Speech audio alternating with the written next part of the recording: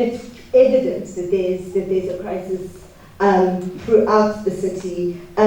Traffic lights, the robots, it's as if they're not being fixed anymore, that the city's just given up. There's also the problem of them being knocked over and the metal being stolen, with all the people who are stealing the scrap metal. And so, robots just never work in a lot of places, whether there's load shedding or not. So we've had no load shedding for 3 weeks now, nearly a month, and robots are still a problem. Street lights, and this is a really important thing around security, is that it just feels like street lights don't work anywhere. And even when you try to get them fixed, it's very, very difficult. And there's just this sense of the general deterioration of infrastructure. And then that a lot of the political activity that we see is just infighting in the council, and that there's chaos around coalitions and all sorts of things. And so people are just in this state of, panic, unease, anxiety. So my first question to you both, to answer one after the other, is how do you see the crisis in the city? I mean, do you agree that we are in a crisis? And if you do, what has happened to get us here? What's going wrong? Why are things so unstable? What are some of the causes that perhaps we don't see as citizens, right? We're not there with you. We don't see the budgets. We don't see the administration of the city. What's happening that is getting us to, what has happened that has gotten us to this point? Let's start with you, Linda.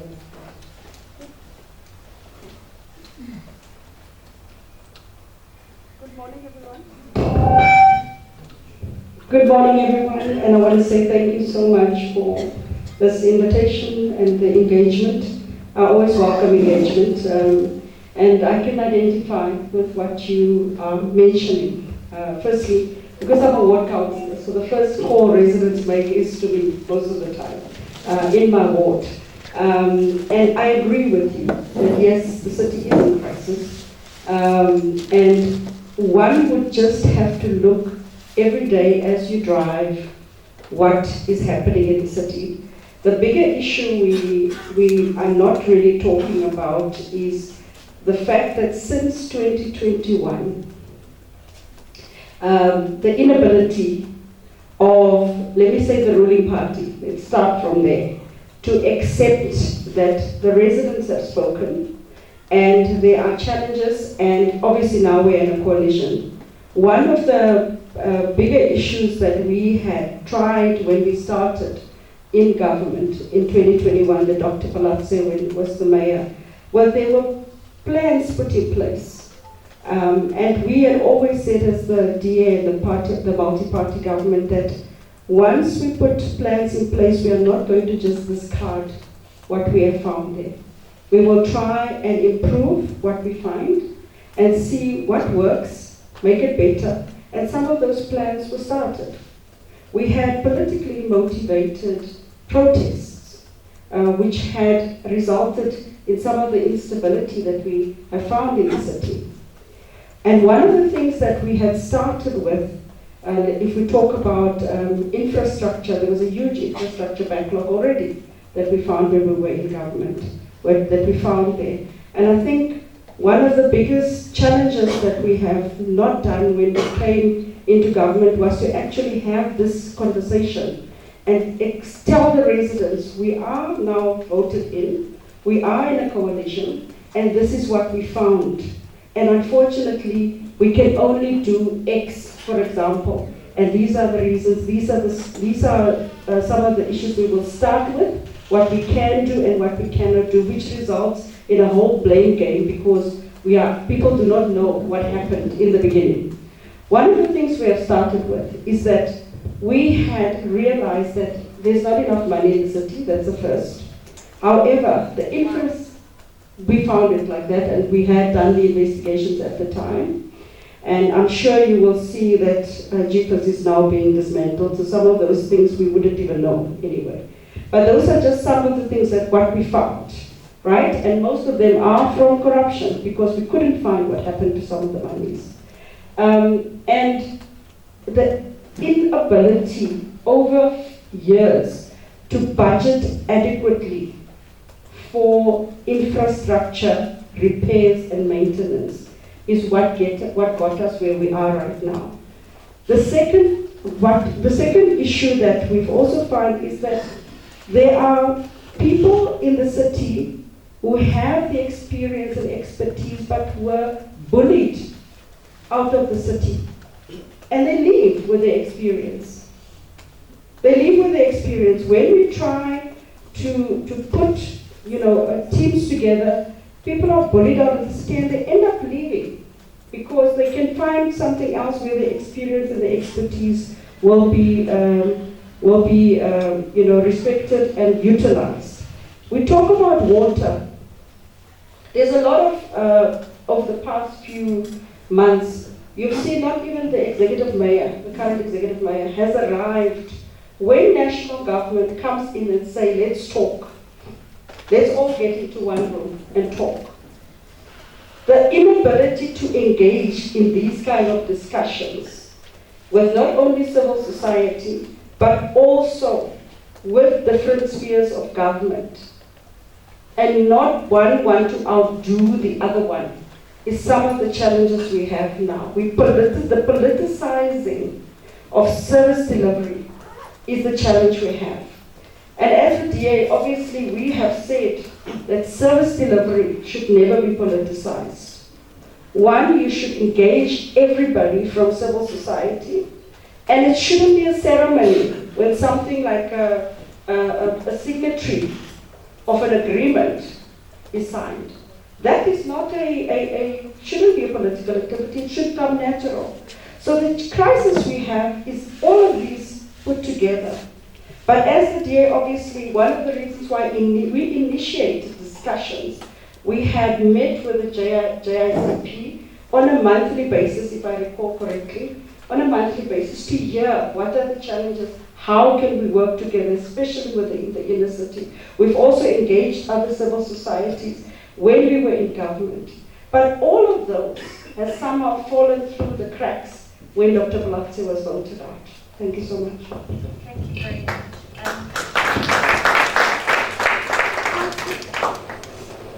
Councillor Dunlop, can I ask you, how do you see the crisis in the city? What's going wrong? We've heard a lot about budgeting and not budgeting sufficiently for infrastructure backlogs, non-engagement. What's your view? Thanks, Prof, and good morning to everyone who's here. Maybe, Prof, the DA should not have went to court to remove me as the mayor. They would not have been here. They decided to remove me.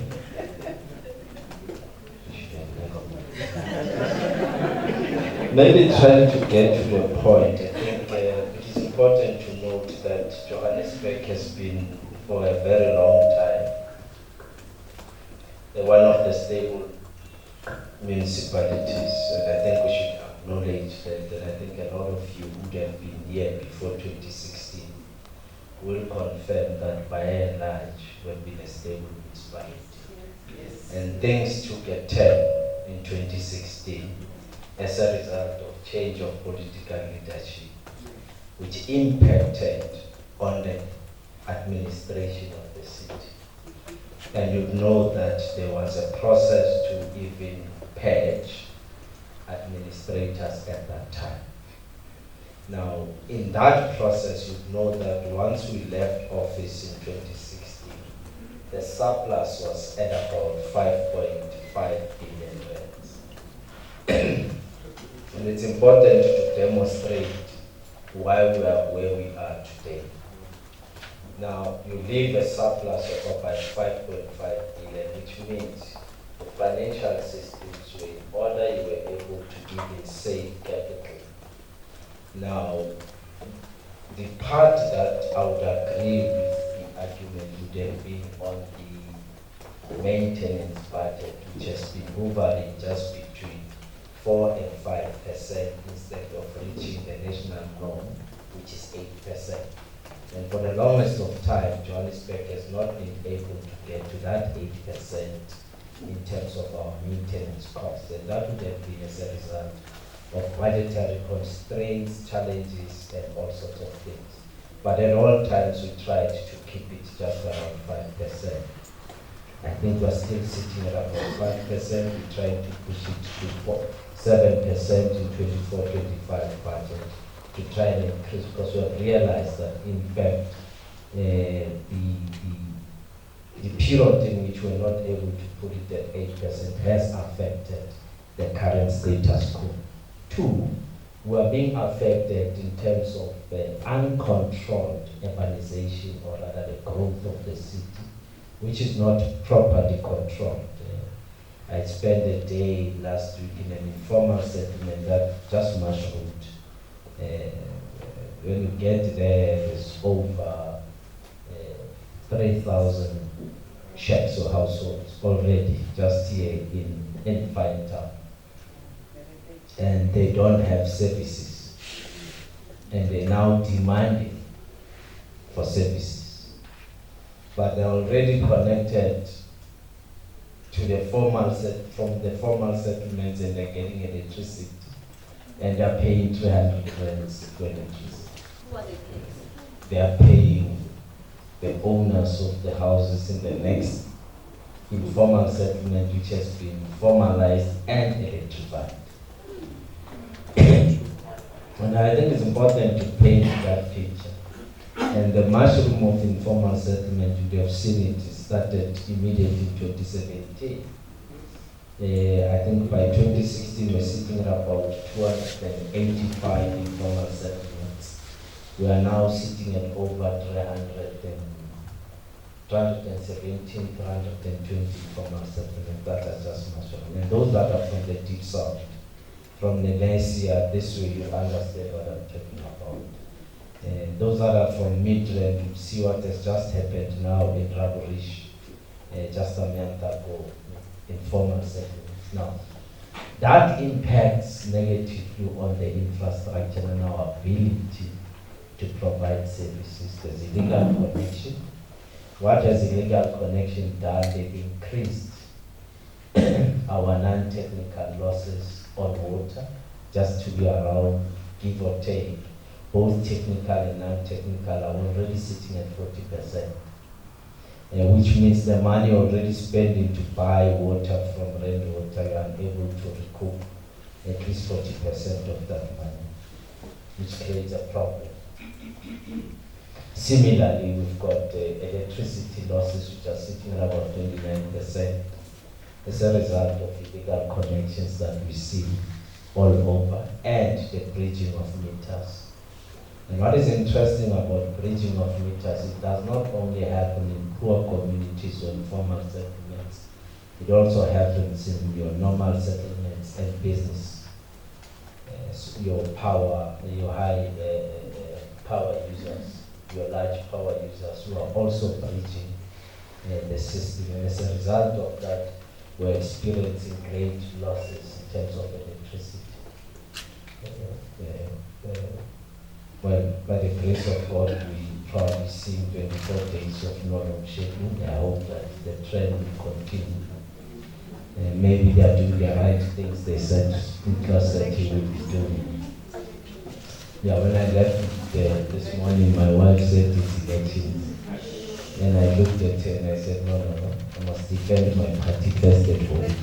I don't think it's elections. So, in the nutshell, there are problems in Johannesburg. Any leader that will come and tell you there are no problems, then there's a problem with that person. We're experiencing major challenges, whether it's infrastructure, whether it's on our revenue connection, which we're trying to put it and take it up to 90%.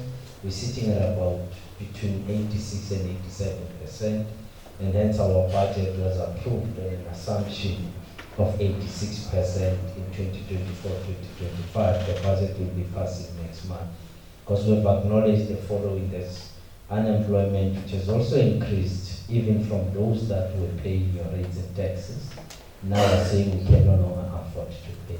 So the challenges are there. So we need to find solutions, and I think as we move, we'll present some of the solutions we are proposing. Thanks. Thank you.